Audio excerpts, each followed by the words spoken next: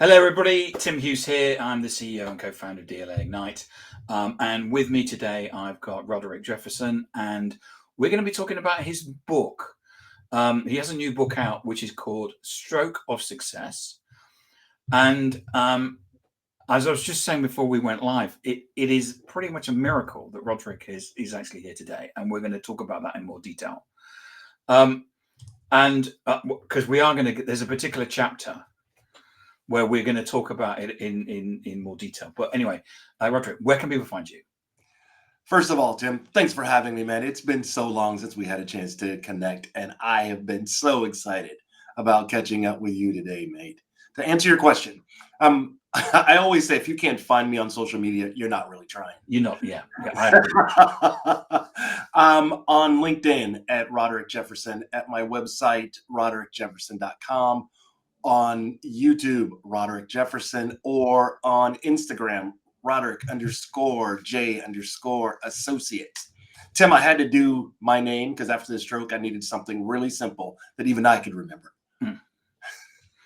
So you've called the book Stroke of Success. And I've read it, and it is, I mean, it's autobiographical about you and what happened to you.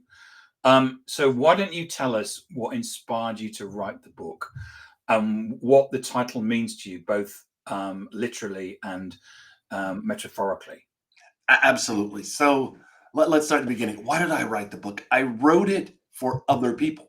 As you read the book, you'll see quickly, this is not a rah-rah, look at me and how successful I was and what I've done. And it's not even an autobiography. And it's certainly not a memoir. I wrote it more so people can see what happens when we get to that level of success. I was there in corporate for 30 years, Siebel, eBay, HP, Oracle, Salesforce, etc. Had the huge organizations. I'm flying around on corporate jets and corporate helicopters. I'm living what by most would say was success. Here's the problem. I neglected taking care of myself and my family. I've always believed that my role here as a man is to provide and protect for my family.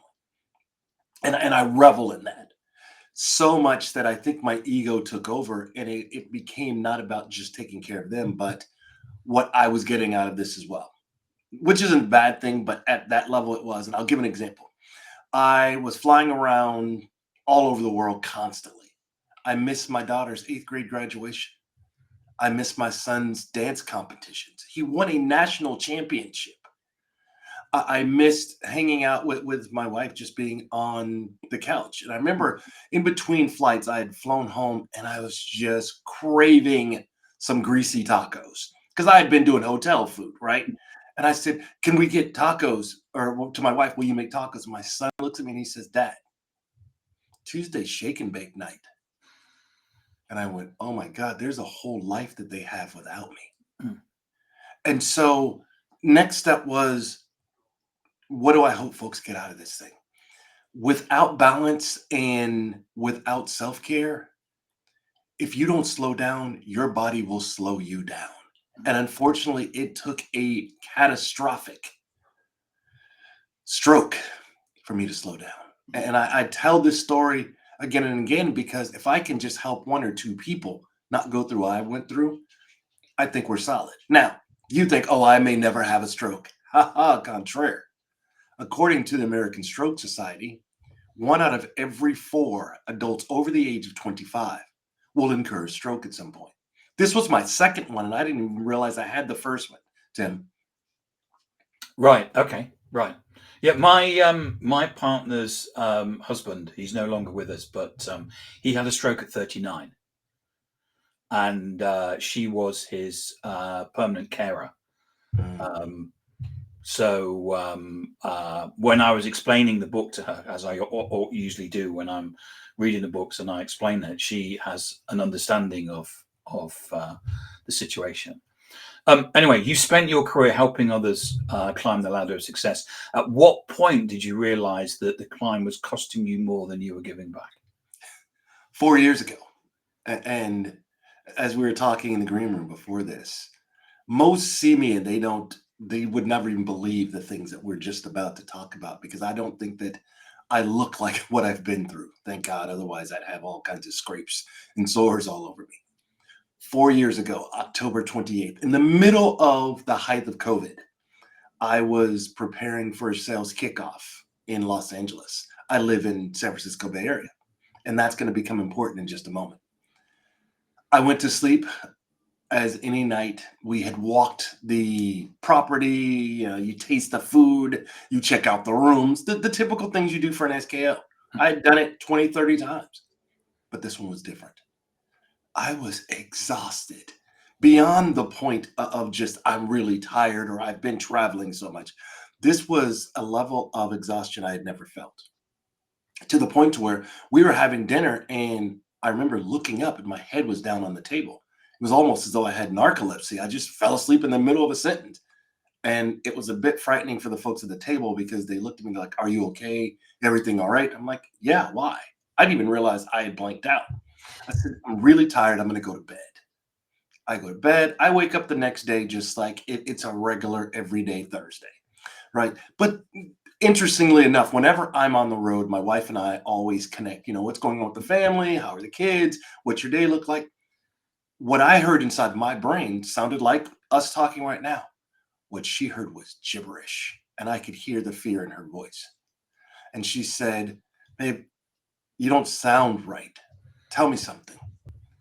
Say your ABCs for me." And I'm like, "Babe, you've got to be kidding. A, B, X, W, Q, Y, R. Fine. Count to 10 for me. Really? You want me to count? 1, 2, 12, 56, 12, 14, 63. She's like, "What's your middle name?" I said, I don't know. And now it's starting to scare me. Mm. And so she says, "Jump on FaceTime. I need to see you. I want to make sure that your face isn't drooping." Mm. And when she saw me, I don't know what she saw, but instantly I can see her eyes. Something's wrong. She's like, "Babe, I need you to call Tim Carlson. Tim was a director on my team Mm. back when I was in corporate." She said, "Call Tim. You're having a stroke, and I need you to get to the emergency room right away." Thankfully, she pushed me and nudged me because I'm the typical guy. I would have been like, "I'm okay. I'll go to my meetings and I'll go check later." Well, fast forward, they take me directly to the emergency room. And the normal heart squeezes at between 65 and 75% on average. When it gets down to 20% cardiac arrest hits, you're dead. Tim, when I rolled into the emergency room, I was at 22% heart function. They gave me a 2% chance to live. You also had a heart condition, didn't you? From Yes, I did. I have a condition called hypertrophic cardiomyopathy. Mm. In essence, I've got a really big heart, Tim, Mm. really big, right? But there's an additional piece. I was a high level athlete, played football, basketball, had run track through high school and college. And what happened is I created an excess layer of muscle around my heart, which Right. meant I had no blockage, thank God. But what it was doing is it wasn't squeezing as strong. So I got in essentially too good of shape.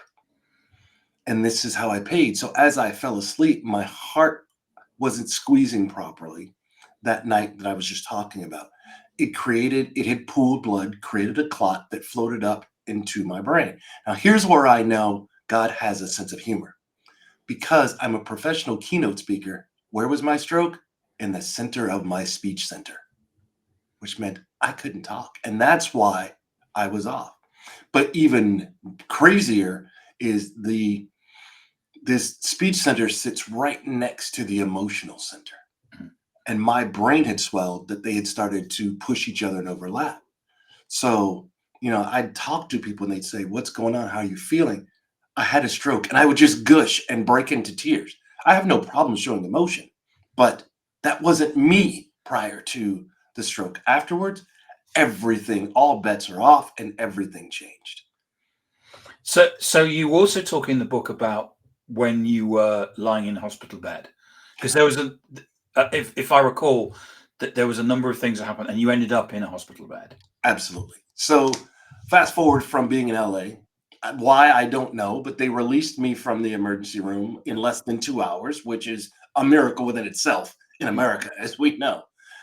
I flew from Los Angeles all the way up to Oakland. Cabin pressure, altitude, mid-stroke.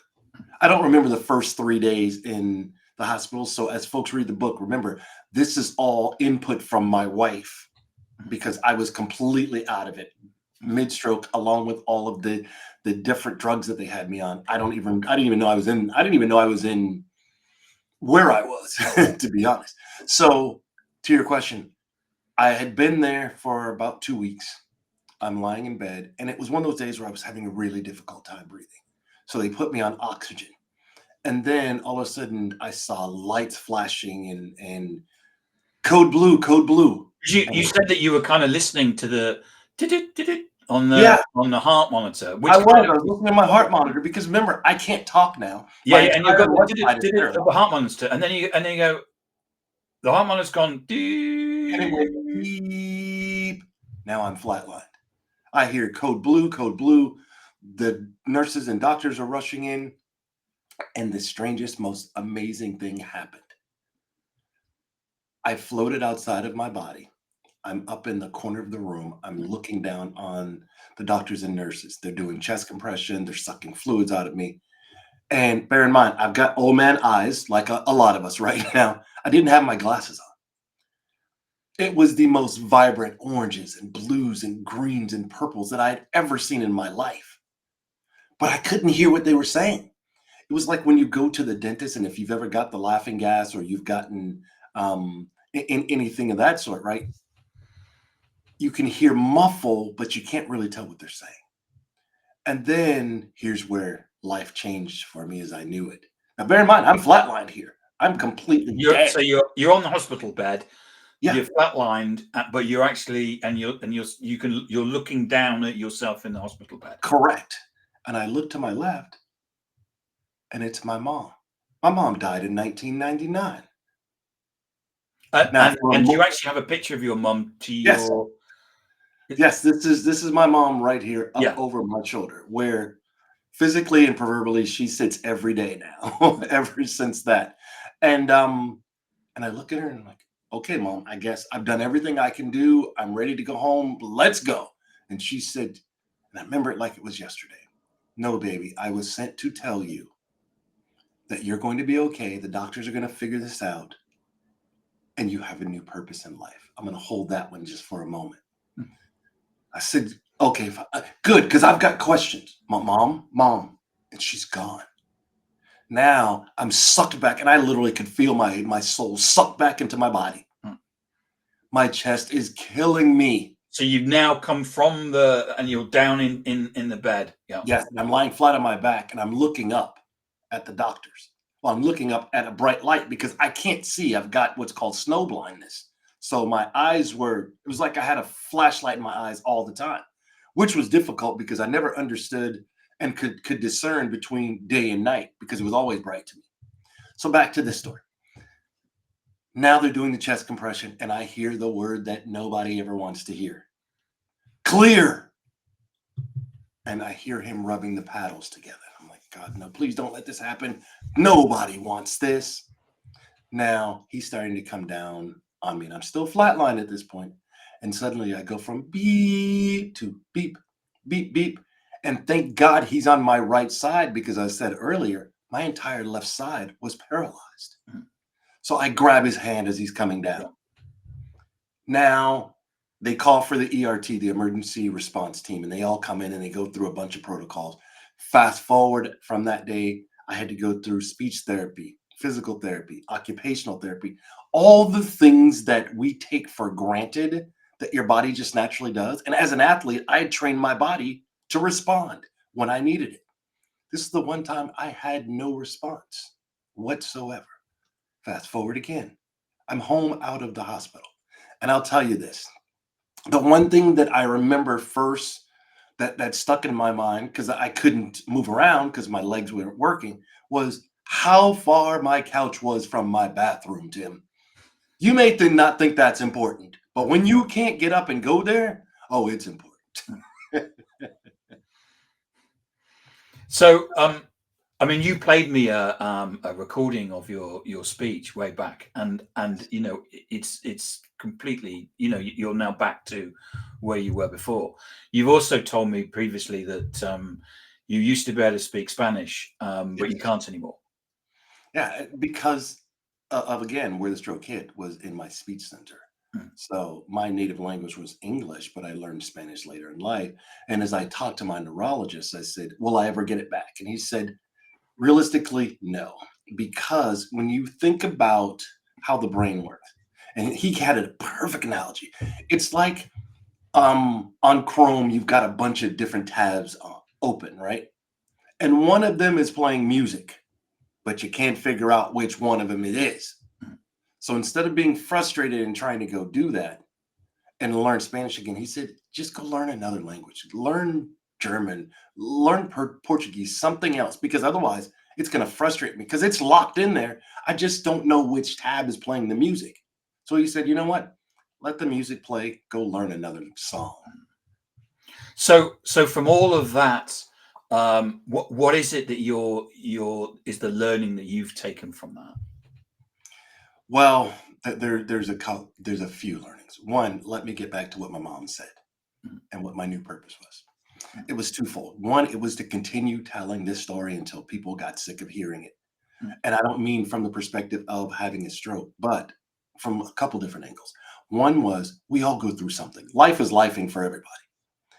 My goal is to teach people how to take those missteps in life and turning into stepping stones and move forward. The other piece is take care of yourself mentally, physically, emotionally, psychologically, because if you don't, your body will shut you down. And the other thing she said was, I have to now go back and every single day give one smile to someone who would not have had it had I not incurred them. But she was very specific. Mm. She said, the invisible people. That's the people that check you in at the hotel. That's the valet that parks your car. That's the waiter and waitress that takes care of you. That's the people at the airport in the TSA line, which Yep. is extremely important right now that they get a smile. Believe me, because they're doing this and not even getting paid. Yep. But she said, you've got to give that smile out to the world. And so every single day, I am focused on finding new people that I can give a smile to. But more importantly, that I can talk to people about tenacity, grit, resilience, perseverance, and how those aren't just words to me anymore, but it's things I live by. And if I can help other people, I mean, and look, I may not be able to make life easier for someone that's watching or listening to you, but my hope is that by listening and seeing this, that I can make it just a little better today. You talk also a lot in the book about stroke and how to notice that someone's having a stroke and that as well, don't you? Which I think is really important as well. Absolutely. So as you walk through, it's an acronym called FAST. Mm. Right. First, you look, is their face drooping? All right. Second is you have them lift your arms because once you have a stroke, you're imbalanced and one's going to lift generally and one won't be able to move. Right. And um, I just lost the S. Sorry, it'll come back to me. And the T is time, because what I've realized that is when you have a stroke, there's a 2-hour window by which they can actually inject a clot buster medication that'll actually break it up. They couldn't use it on me because I had my stroke while I was asleep, which, by the way, 98% of sleep stroke victims never wake up. Mm. So it's important that you know how to diagnose. Again, my wife diagnosed it over FaceTime. And you have a granddaughter as well, which is Yes, your I do. I have a purpose as well, don't 22-month granddaughter now, and she makes my heart smile and my soul smile every day. And I couldn't imagine not being here because no matter how tired I am or having an off day, when I hear "Love you, Grandpa," oh, everything else melts away. you? Mm. Fantastic. So Roderick, thank you so much for coming on and talking about your journey, your stroke. I mean, it is a miracle that you're here. And it's a great book, not just to learn about stroke, but to understand your journey. Because, as you say, from the stroke to where you are now, you have made such a massive recovery. Thank you. I'm speechless, really, in terms of, I had to put the book down a couple of times because I just couldn't believe. It's like, oh my God. Well, and I've known you for years, and when I heard you played you with, it's just, congratulations and well done. And I attribute it to four things. Yep. To bouncing back, and it's my 4 F's that I follow as my Yep. pillar: faith, family, friends, and one of the things as adult we always never make time for, and that's fun. Yeah. So, if I wanted to get a copy of Stroke of Success, where can I get one from? Sure. So there's two pieces here. One, it is released in the US only right now in hard copy.